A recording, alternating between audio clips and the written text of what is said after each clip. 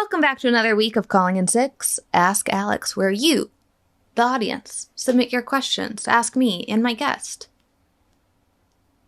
Question. Wow, that was not good. I just forgot that word. This week, we're talking all about trying to conceive in Coop and I, starting our parenthood journey, our trek towards hopefully becoming parents. So, y'all sent in questions about that, and we're gonna spill the tea on what we think about them. Our first question comes from Ariadna. I was recently diagnosed with chronic illness, and I feel anxious about the future, especially about what this means for my relationship. I've been with my boyfriend for almost 2 years now, and even though he's incredibly supportive and truly someone I can rely on, I'm afraid that my illness might eventually become too much, both for him and for me. I often feel a sense of guilt, even though I know there's nothing I could have done differently. Do you happen to have any advice on how to navigate this new life paradigm? Oh, hell yeah, I do. My biggest tip ever, and this is not something I came up with, something that someone told me, is that it is not worth the spoons to borrow tomorrow's trouble. That means you can sit in the what ifs and spiral and ruminate on them all day long, but all you are doing is robbing yourself of today's spoons and tomorrow's spoons. If something happens, you can grieve it then, but you don't need to pre-grieve grief. Pre-grieve grief. I also think if you're holding that fear, the best thing you can do, besides just pretending it's not there, the best thing you can do, because pretending it's not there is also not a good solution, is to have a conversation about it and say, hey, this is how I feel. I feel ridiculous saying that, but I think I need to hear your point of view or your encouragement. That's not the case. There's been many a time where I felt guilty about plenty of things that had to do with my chronic illness, and I've told Cooper, I feel guilty about this. 10 times out of 10. Quells those anxieties. Makes me feel like $1 million. Reminds me that my illness is an our problem, not a me problem, and that he does not resent me for that. And that I should not be feeling guilty about any of those things. Yeah, absolutely. And I would also say just like tell that person where you're at and be honest about it. And you give them the opportunity to like choose to step up. Yeah. And I think a lot of people do want to grow as people, and if they want to grow the relationship, they will. And if you give someone the information and you let them go into it eyes wide open and have the opportunity to step up, it doesn't feel like pressure or they got coerced or didn't have all the information that they would resent you for later. So honest, open, direct communication. You know, everyone has struggles in their life. This is the one that you're going through, and you know, the one we're going through, and it's just the baggage that is already visible. Everyone at the point that they hit the ground at the end of their life is going to have had some shit hit the fan that was hard, that if it was later on in life, their partner and them faced together, you're just facing it a lot earlier than most people. And so if that partner steps up and leans in, all of the future foibles that are to come, you'll do in partnership. Like, the nice thing with chronic illness is it sorts out the people that aren't there for the long run for you and with you, and it really deepens a relationship for someone who is there. I would say that is, like, honestly why our relationship is so strong. Yeah. You just gotta believe in each other and go for it. Our next question is from our Instagram followers. First, how are you paying for IVF with medical bills? That is a great question. In 2020, when we first went through IVF, Cooper works in tech, and they gave us $10,000? 25. Something like that, to allocate towards IVF. And it was so helpful. We still went into $15,000 worth of debt to get our embryos. And we worked through that just like we did our medical bills. We made payment plans. We met with financial advisors. We figured out if we could have any debt forgiveness programs. Whenever you feel stuck in the debt, that's when you should start talking to other people, because most people, I would say, have experienced debt at some point in their lives. You do not need to be embarrassed about it.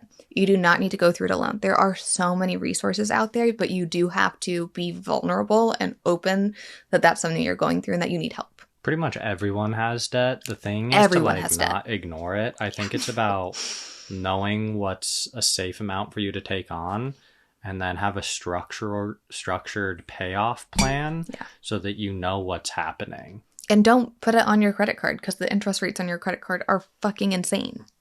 We made that mistake before. So it's okay if you have done that, because same. That was bad. That was bad. It was really hard to get through. Yeah. How long will it take you to taper off meds that you need to stop while pregnant? It will take until May.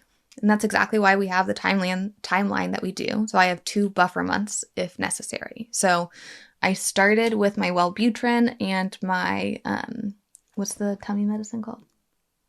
Omeprazole. And now at a half dose for each of those, which are technically both safe doses for pregnancy, but I would like to be off as many meds that I can, and I've gotten off my depression medication before and been fine. So that is my goal, is to get totally off of omeprazole, totally off of Wellbutrin. Once I finish those, I will be hitting my anxiety medication, citalopram.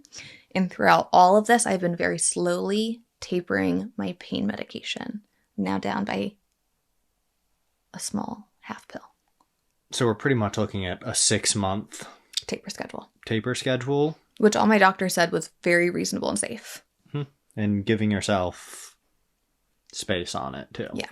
I'm so happy. This sounds bizarre, but I'm so happy I went through that testing period last fall and had to get off prednisone, because going off prednisone on top of all these things with the timeline that we have with our goal would feel overwhelming. Well, I mean, and that whole testing pretty much opened up all this window. It was the best silver lining of getting no news. How do you deal with your pain when you're on YouTube? Have you ever flared up while filming? I'm in pain literally 24/7. If I am awake, I am in pain. I have experienced chronic pain for 7 years now, and I've been dealing with acute pain episodes since I was 6 years old. So it is just part of my day, and I know when it gets bad, I need to pause. And so, yeah, I've been filming when I've been in terrible amounts of pain. I have filmed a podcast in the hospital before.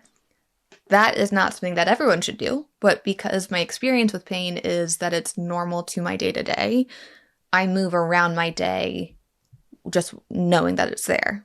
And I do a lot of things to try to support myself, to keep it at bay so it doesn't spike, like CBD and menthol rubs and lidocaine patches and stretching and putting timers on my phone to get up and stretch. I drink a ton of water. I try to have all of the vitamins and minerals to support a healthier body, which should hopefully then mean less pain. And I take pain medications when I need to. I don't think that there's any shame in doing that. If that's something that you live in 24/7, find a way to make life sustainable for you while dealing with it. Also, just looking at your content, from my perspective, a lot of what you share is intentionally about sharing your real experience. Yeah. And that is pain. Yeah. And like right now, my collarbone, I am probably at a 6 or 7 at pain right now. My collarbone hurts like a mofo, but I put all the stuff on it. I'm trying to not pay attention to it as much as I possibly can, because the more you pay attention to it, the more it consumes you. So I have like a visualization that I do where I put the pain in a jar and I put it in a closet, and I can revisit that closet at the end of the day so it doesn't burst open, and then I have a cascade of pain. Take that pain back down and deal with it and feel it. But during the day, I try to just disconnect from it as much as I can. She says as she turns with her whole body. Yeah, what are you saying, Cooper? I'm not having pain. I did something bad. I did something bad to this. What? But also, like, look at last year. I broke a toe. I broke both. I had snuff box fractures in my wrists, and I didn't know that I had done those things for like a week. That is where my pain levels are at, where I'm like hypersensitive to nerve disruption, that kind of pain. But like, what's the word? Mechanical pain? That sounds right. Like a functional pain, like a break or something like that. That doesn't really sway me quite as much. Whoa, we got a badass. I'm pretty fucking cool over here, I know. That's what you get when you live with pain your entire life. You just learn how to make do with it as best you can, because I don't think pain or symptoms should condemn you to a shitty life. I think it's unfortunately a baggage that we have to carry, but it does not mean that you are not allowed to still go and live life. I just stopped giving a fuck if people were like, I thought you were in pain, but you're out walking around a museum for 8 hours. I'm like, yeah. I'm walking in pain. I can do both. And that came with a lot of time and a lot of therapy and a lot of practice and trying a bunch of different techniques to try to get that under. And knowing when your limit is, when to stop. When you're like, oh, this is actually now when we stop. Yep. Which I'm getting pretty close to right now. So, which took a long time, because sometimes you would push through and put yourself in a bad spot. Real bad spot. It took us a lot of fear and kind of restrictive time to figure out this is actually where the line is at. A lot of hospital stays. Oops. Anyways, love you guys, and we will see ya when we see ya. Well, I'll see you next week. You'll see him sometime. I'll be calling in sick. Love you guys. Bye. And that's a wrap. Thank you so much for joining me for another week of Calling in Sick. As a reminder, I would love for y'all to like, follow, subscribe, save, share with a friend, do all of the things. It truly, truly helps grow this community, and it helps these episodes reach the people that need them the most, whether that's for an educational piece, to have a little laugh, or to not feel so alone. As a reminder, Calling in Sick sits on YouTube, Apple, and Spotify, and anywhere else where you can find your listens. From the bottom of my heart, I absolutely love you guys. Thank you so much for calling in sick with me every Monday. It's been an honor and a pleasure so far, and I can't wait to continue building this community with y'all. Love you.